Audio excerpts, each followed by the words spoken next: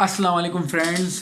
कैसे हैं आप लोग? उम्मीद है आप लोग ठीक ठाक होंगे, खैरियत से होंगे। जैसे कि आप लोग जानते हैं मेरा नाम कबीर ख़ान है और मैं कोई ना कोई टॉपिक आप लोगों के लिए लेके आता रहता हूं। तो आज का जो मेरा टॉपिक है वो रिगार्डिंग है इंटरव्यू के हवाले से, कि बहुत से लोग जो है वो जब इंटरव्यू देने के लिए जाते हैं, यानी कि हमारे जो यंगस्टर्स हैं जॉब के लिए जब अप्लाई करते हैं, यूनिवर्सिटी से निकलते हैं, तो वो क्या ऐसी मिस्टेक्स करते हैं कि जिसकी वजह से उनके साथ जो है ना वो सेलेक्ट नहीं हो पाते नॉर्मली सिनेरियो में। अगर हम किसी एमएनसी कंपनी की बात करें तो कुछ पॉइंट्स हैं वो मैंने नोट करके रखे हुए हैं, उसके हिसाब से मैं स्टेप बाय स्टेप्स चलूँगा। मैं गालिबन कोई 8 पॉइंट्स हैं जो कि मैंने इंटरव्यू के दौरान लेते हुए देखे, या जब मैं कभी ऑब्जर्वेशन में बैठा हुआ था तो मैंने नोट किए। तो उसमें जो सबसे पहला जो पॉइंट है, जो नंबर 1 पॉइंट है, वो ये है कि आप अपने इंटरव्यू में लेट जाएं या जाए ही ना, मतलब अराइव ही ना करें। मतलब कोई बंदा जो उस कंपनी का सीईओ है या किसी अच्छी पोजीशन पे बैठा हुआ है, वो आपका वेट कर रहा है और आप वहाँ नहीं जा रहे हैं, यानी पहला इंप्रेशन ही आपके ऊपर गलत जाता है। बहुत से लोग बोलते हैं कि जी एक्सीडेंट हो गया या बीमारी हो गई थी, व्हाट्सएवर कई सारे बहाने बना रहे होते हैं। तो वो जो बंदा इंटरव्यू ले रहा होता है ना, आप इस चीज़ को अंडरस्टैंड करें कि आप यूनिवर्सिटी से भी पढ़ के निकले होते हैं, वो सारी चीज़ें वो ये देख चुका होता है, 15 साल 20 साल से वो इंटरव्यू कंडक्ट कर रहा होता है। तो उसको ये सारी चीज़ें, आपकी बॉडी लैंग्वेज, आपके बोलने के स्टाइल से सारी चीज़ें पता चल रही होती हैं। तो जो दूसरा हमारा पॉइंट है वो ये है कि जब आप इंटरव्यू दे दें, जो हमारा सेकंड पॉइंट है वो ये है कि जब आप से इंटरव्यू के बाद वो आपसे ये पूछे कि आपकी क्या सैलरी एक्सपेक्टेशन है, तो don't discuss about your salary immediately. आप उसको ये एहसास ना दिलाएं कि जी आप सैलरी के लिए आ रहे हैं। ऑफ कोर्स एवरीबडी गोज़ और मतलब interview for the earning, for the salary, ज़ाहिर सैलरी होगी कमाने के लिए तो जा, बट उनको आप ये रियलाइज़ ना कराएं कि जी आप जो है ये सिर्फ सैलरी की वजह से करें। वरना उनको ये पता है कि भाई ये बंदा आज इस पुरानी कंपनी छोड़ के आया सैलरी की वजह से, तो हमारे साथ भी ये काम नहीं करेगा। तो नेवर डू डैट। और मेरा जो तीसरा पॉइंट है, don't discuss about your salary, मैं पहले ऑलरेडी बता चुका हूँ। चौथा पॉइंट ये था कि यूजिंग नॉन प्रोफेशनल वर्ड्स।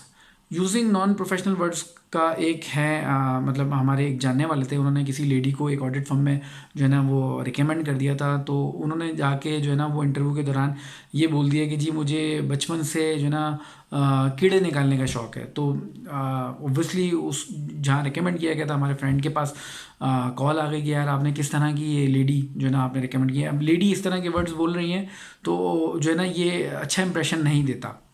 हमारा जो पांचवा पॉइंट है वो ये है कि सीवी लोग जो है ना वो अपनी अपडेट नहीं करते हैं। मतलब सीवी कभी किसी से बनवा लेते हैं, किसी फ्रेंड को बोल देते हैं कि यार तुम सीवी बना दो, और सीवी चूंकि उनकी अपडेटेड नहीं होता, तो जब वो उनसे क्वेश्चंस करते हैं तो उनको कुछ उसके बारे में पता ही नहीं होता। एक हमारे जानने वाले थे, अपने मैं दोस्त का वाक़या शेयर करूँगा कि उन्होंने अमेरिकन एम्बेसी में अप्लाई कर दिया था और उनको चीज़ें ही उनकी अपडेट नहीं थी, क्योंकि वो लोग तो आपकी सीवी से रिलेटेड सवालात करते हैं आपसे। तो जब उन्होंने सवालात किए तो वो उनको पता ही नहीं था, तो उन्होंने कहा आपको अपनी सीवी के बारे में ही नहीं पता।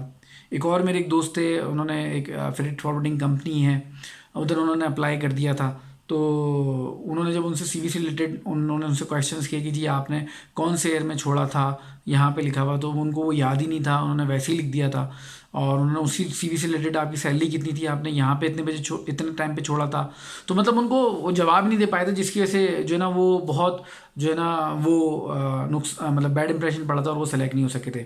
और हमारा जो छठा पॉइंट है कि आपसे जो इंटरव्यू के दौरान है ना, जो आपका इंटरव्यू कंडक्ट कर रहा होता है वो आपसे जानबूझ के गुस्सा दिलाने वाले सवालात करता है, जिससे आपको ये फील होता है, जो इंटरव्यू देने वाला होता है उसका ऐसा फील होता है वो उसका एक्चुअली में उसका पेशेंस चेक कर रहे होते हैं कि जी इसमें कितना पेशेंस है, कितना बर्दाश्त कर सकता है। तो उनको बड़ी तहम्मुल मिजाजी के साथ, पेशेंस के साथ आपने रिप्लाई करना है। सबसे ज़्यादा जो मोस्ट इंपॉर्टेंट चीज़ है सीवी में वो ये है कि वो है आपकी अचीवमेंट्स, कि आपकी अचीवमेंट्स क्या हैं। मतलब लोग क्या करते हैं कि अपनी बड़ी बड़ी बड़ी बातें कर देते हैं और अचीवमेंट्स नहीं बता रहे होते हैं, या अगर कोई अचीवमेंट होती हुई है तो उसको बड़ा लंबा चौड़ा करके बता रहे होते हैं। तो don't do, never do that, कभी भी इस तरह ना करें।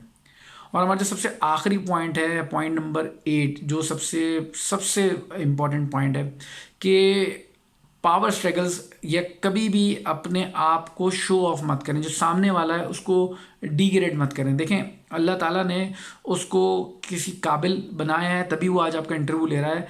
मिसाल के तौर पे अगर आप किसी एमएनसी कंपनी से किसी लोकल कंपनी की तरफ जाते हैं तो वो जो बंदा होता है जो वहाँ बैठा होता है, अब आप क्या कर रहे होते हैं, आप कहते हैं कि जी मैं तो एक एमएनसी कंपनी से आया हूँ, बड़ी नॉर्मली सिनेरियोज में देखा जाता है वो लोग जो एक्सपीरियंस लोग होते हैं कि जी वो, या वो जो पढ़ के आए होते हैं वो कहते हैं कि जी हम तो पढ़ के आए हैं, हमें तो ये बताया गया है।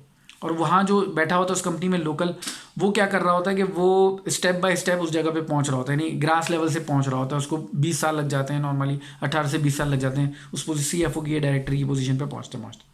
अब क्या होता है कि आप अपना एक्सपीरियंस या तो मल्टीनेशनल ग्रुप का, किसी ग्लोबल कंपनी का, या फिर आप किसी हाई IBA या अच्छी लम्स वगैरह किसी रेकनिंग, मतलब किसी अच्छी यूनिवर्सिटी से पढ़ के अगर आप वहाँ जा रहे होते हैं तो आप बोलते हैं जी हमने तो इतना कुछ पढ़ा है, आप उसको बातों बातों में हराने की कोशिश करें तो नेवर डू डैट। कभी भी उसके साथ उसको ना आ रहे हैं, वरना वो सामने वाला ये समझेगा ये तो भाई अभी आने से पहले ही हमें इतना कुछ बता रहा है तो आने के बाद तो हमारे ऊपर ही बल्कि हो जाएगा। सो नेवर डू डैट, कभी भी ना करें। तो ये कुछ चंद बुलेट्स पॉइंट हैं जो मैंने नोट किए थे अपने इंटरव्यू लेते हुए। तो मैंने सोचा कि आप यंगस्टर्स या जो मेरे भाई या मेरी जो बहन जो ये मुझे सुन रही हैं तो वो उनको से फ़ायदा हो सके। आप लोगों ने अपनी जो फीडबैक है वो मुझे ज़रूर शेयर करनी है कमेंट्स में, और दुआओं की दरख्वास्त है। अल्लाह हाफ़िज़।